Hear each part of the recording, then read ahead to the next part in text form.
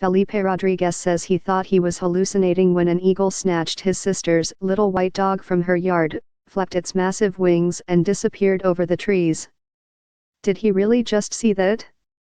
He had Zoe, the 8-pound Bichon Frise, was gone, taken by a hungry raptor Tuesday afternoon not 50 feet from his sister's house on the banks of the Lehigh River in Pennsylvania, Rodriguez said. It seemed like something from The Wizard of Oz, he told the Associated Press on Wednesday. I'm a city boy, this doesn't happen in my world. Even more astonishing, Zoe would live to bark the tale. More on that later, but first, let it be said that eagles are quite capable of taking a small dog or a cat. It has been documented before, but not that often, said Lori Goodrich, a biologist at nearby Hawk Mountain Sanctuary, a ridgetop preserve that annually records tens of thousands of migrating hawks, eagles and falcons. Food is scarce right now, particularly with this cold snap, she said. The waterways are freezing up. They're going to be looking a little more widely and taking advantage of whatever might be out there. Rodriguez said he was by himself at his sister's home in Bowmanstown, about 80 miles north of Philadelphia, when he heard a loud screech, hurried to the French doors leading to the deck and saw the eagle with its talons in Zoe, who had been playing in the fenced yard. The bird was holding onto the dog. There was flapping of wings and then it was gone, said Rodriguez, a 50-year-old healthcare executive visiting from Chicago. He drove around the neighborhood looking for the 7-year-old Bichon, to no avail.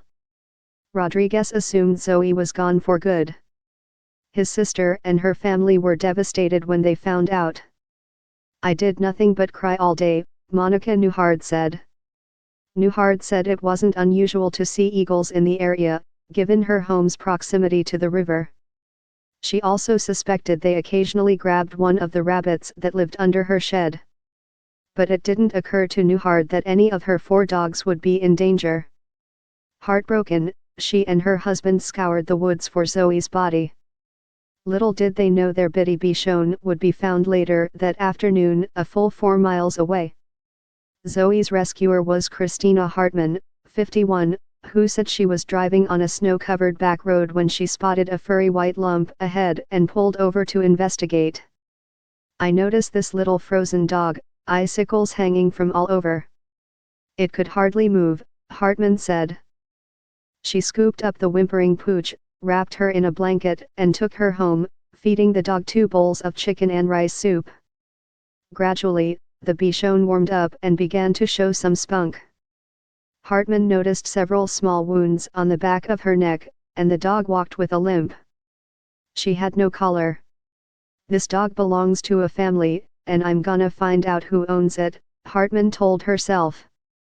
It didn't take long. She spotted Newhard's public Facebook post Wednesday morning. Newhard had uploaded a photo of Zoe and made an excited call. I said, "It's a miracle. I have your dog."